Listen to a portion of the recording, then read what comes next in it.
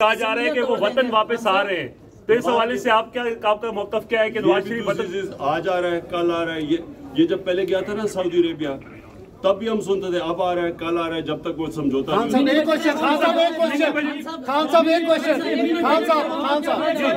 Thank you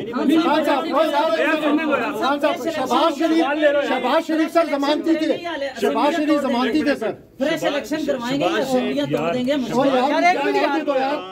Shahbaz शरीफ जमानती थे sir. की तकरीर नहीं होती, उसकी जॉब एप्लीकेशन होती है। और फिर ये कहा कि हुकूमत को कोई मुश्किल नहीं है।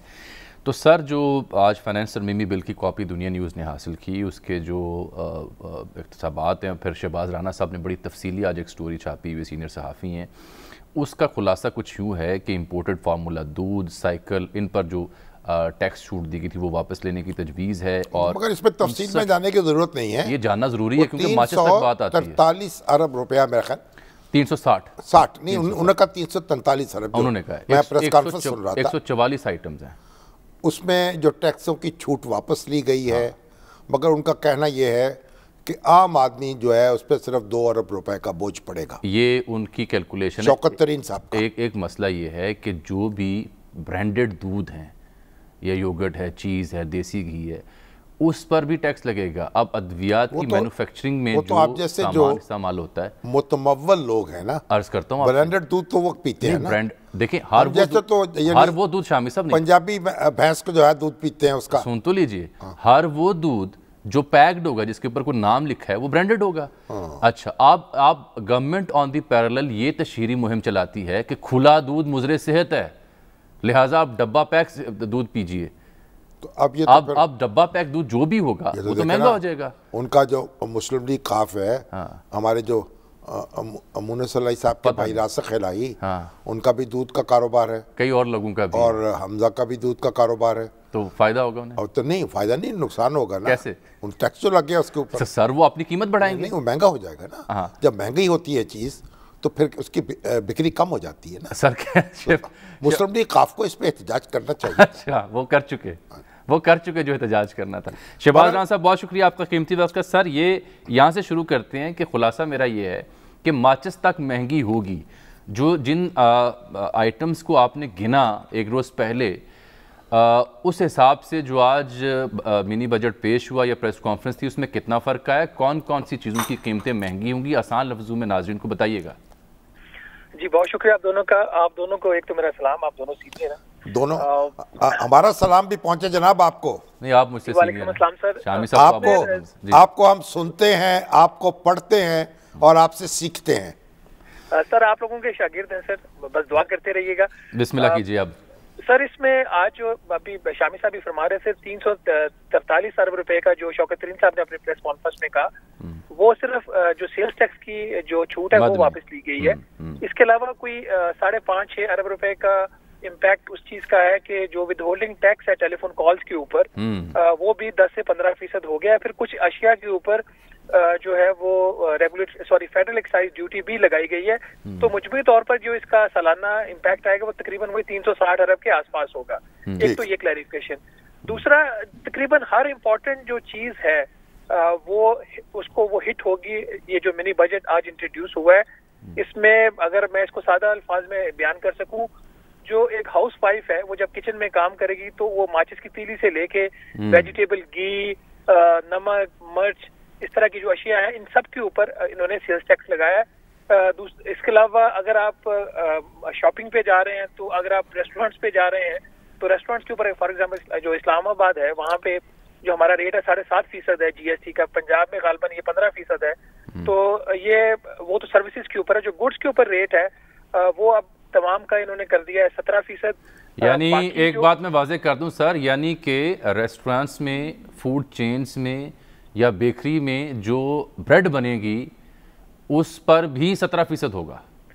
जी, उसके ऊपर भी 17% होगा। इवन कि अगर आप किसी होटल से, रेस्टोरेंट से नान लेते हैं, उसके ऊपर भी 17% है। लेकिन अगर आप तंदूर से नान लेने जाते हैं, उसके ऊपर 17% नहीं होगा। अच्छा, इसी तरह इसका मतलब है कि शहरी अगर कोई चिकन कढ़ाई या कुछ और खाने किसी रेस्टोरेंट में जाए तो वो आम तंदूरची से 2 नान हमरा ले जाए, जो कि वो इजाजत भी नहीं देंगे बैठने की। वो इसलिए भी जरूरी है कि जब आप कंप्लेंट करते हैं जी कि नान 35 रुपए का लगाया है, डिप्टी कमिश्नर जो आगे से होते हैं इस्लामाबाद के, वो कहते हैं आप वहाँ पे गए क्यों थे, आप किसी और जगह से ले लेते। ठीक। तो ये और ज्यादा जरूरी हो गया है। इसके अलावा जो कैपिटल मशीनरी हर तरह की, अगर आपको इंडस्ट्रियलिस्ट है, अपनी वो बिजनेस एक्सपेंशन करना चाह रहा है, तो उसके ऊपर 17% GST उसको मशीनरी के ऊपर देना है। मोर इम्पोर्टेंटली जो दवाइयाँ हैं, दवाइयों का जो रॉ मटेरियल है, चाहे वो डोमेस्टिकली प्रोड्यूस्ड है या इम्पोर्टेड रॉ मटेरियल है, सबके ऊपर 17% GST इन्होंने प्रपोज किया है। बाकी क्योंकि इससे 45 अरब कमाना है जो इन्होंने 45 अरब, तो एक है इन्होंने जो टोटल इम्पैक्ट उसका आज बताया है शौकत तरीन साहब ने, जो 343 अरब का हिस्सा है, वो इन्होंने कहा है कि 160 अरब रुपया है फार्मास्यूटिकल सेक्टर से रिलेटेड जो प्रोडक्ट है, डायरेक्टली या इनडायरेक्टली। मैं शहबाज साहब शामी साहब की खदमत में भी खबर अर्ज कर देता हूँ, बड़ी कंसर्न होंगे उससे शामी साहब और दीगर भी, कि जो import of newspaper, news prints, journals और पीरियडिकल्स है, उस पर भी जो सूरत हाल बनेगी वो भी सुना दें। जी बिल्कुल सर, जो इम्पोर्ट ऑफ न्यूज़पेपर्स हैं, पीरियडिकल्स हैं, जर्नल्स हैं, इसके ऊपर भी 17% GST है। इसमें सिर्फ डिक्शनरीज जो है वो इन्होंने एग्जाम्प्ट किए हैं, बाकी हर तरह का जो इम्पोर्टेंट मटेरियल आ रहा है उसके ऊपर भी 17%। नहीं, न्यूज प्रिंट पर भी है जी, न्यूज़ प्रिंट पर भी है। नहीं, इम्पोर्ट न्यूज प्रिंट तो बनता नहीं ना पाकिस्तान जी, में, वो तो इम्पोर्ट होता है, इम्पोर्ट होता है, उस पर है ना सर। अच्छा, पेपर के ऊपर मैं जामी साहब नहीं, पेपर पे नहीं है मेरा ख्याल, शायद पेपर पे नहीं है, पेपर पे नहीं है, प्रिंटेड मटेरियल पर है। प्रिंटेड, फॉर एग्जांपल अगर मैं फाइनेंशियल टाइम्स मंगाता हूँ, मेरा ख्याल है हाँ जी, उसके ऊपर लगेगा ठीक 17% GST। ठीक। अच्छा, दूसरा इसके अंदर इस तरह बहुत सारी ऐसी अशिया है जो एक थोड़ी सी प्रिंसिपल की बात है ना, कि एक जो चीज हम पे एक पाकिस्तानियों को बेची जाती है कि जी आप लग्जरी अशिया के ऊपर हमने टैक्स लगाया इम्पोर्टेड चीजों के ऊपर। एक बात सर ध्यान में रहे कि पाकिस्तान अब तकरीबन हर चीज में ही डेफिशिएंट है, हमारा हर चीज में खसारा है, चाहे हम गंदम बाहर से आ रही है, हमारी चीनी बाहर से आ रही है, या बीज, आपका बीज बाहर से आ रहा है, कॉटन बाहर से आ रही है। बिल्कुल, कॉटन और कॉटन सीड के ऊपर भी 17% GST लगेगा, रॉ कॉटन के ऊपर भी, और जो कॉटन का बीज है उसके ऊपर भी 17% GST है। फिर बच्चों का जो दूध है, इन्फेंट मिल्क फार्मूला जो है, उसके ऊपर भी GST है, चाहे वो डोमेस्टिक है या इम्पोर्टेड है। तो एक तो ये जो डिस्टिंक्शन है ना जी इम्पोर्टेड और लोकल की, या अमीर और गरीब के इस्तेमाल की, मेरा ख्याल हमें अब ये खत्म कर देनी चाहिए। जिस तरह हमारी इकोनॉमी का स्ट्रक्चर है और जिस तरह की हमारी दरामदात है, आपकी 80% से ज्यादा जो दरामदात है पाकिस्तान की, वो आपकी एसेंशियल अब हो गई हैं, जिसमें अगर कोई किसी की फैक्ट्री भी है तो फैक्ट्री का रॉ मटेरियल भी बाहर से आता है। आपने बहुत सारे जूतों की दुकान पे जाते हैं, वो उस पर जो ठप्पा लगा होता है वो लोकल ब्रांड का होता है, लेकिन वो चीज बेसिकली चाइना से बन के आ रही होती है। मगर शहबाज साहब ये बताएं, ये तफसील तो हो गई, आप की भी बड़ी नज़र है मुल्क की मईशत के ऊपर भी, और आप ये बताइए कि कोई चारा था हुकूमत के पास इसके अलावा? सर बात ये होती है कि आपने मुश्किल फैसला कौन से वाला करना है, ये आपकी चॉइस होती है। इस वक्त भी फ्रैंकली स्पीकिंग जब इतने हमारे बुरे हालात थे, सितंबर में भी एक जो बजट आया उसके अंदर भी कुछ इन्होंने रिलीफ दिया। इवन के इस जो बजट आज इन्होंने अनवेल किया है उसके अंदर भी जो रियल एस्टेट इन्वेस्टमेंट ट्रस्ट है, रीट्स, उसके ऊपर भी कुछ इन्होंने कंसेशन दी हैं। ये हमेशा हुकूमत वक्त की एक चॉइस होती है। हुकूमत ने जो रास्ता लिया है वो वाला रास्ता लिया है जहाँ पे GST की जो एग्जम्पशंस थी, छूट थी टैक्सों की, वो वापस लिया है। अगर इसकी बजाय हुकूमत जो सेल उसकी इनकम टैक्स की छूट दी हुई है, मैं रेट्स बढ़ाने की बात नहीं कर रहा सैलरीड क्लास की, वो एक अलग चीज है। फॉर एग्जाम्पल अगर इंडिपेंडेंट पावर प्लांट जो पाकिस्तान में लगे हुए हैं 1994 से लेकर 2015 तक, जिसमें चीन के भी शामिल है, उनकी आमदन के ऊपर छूट है।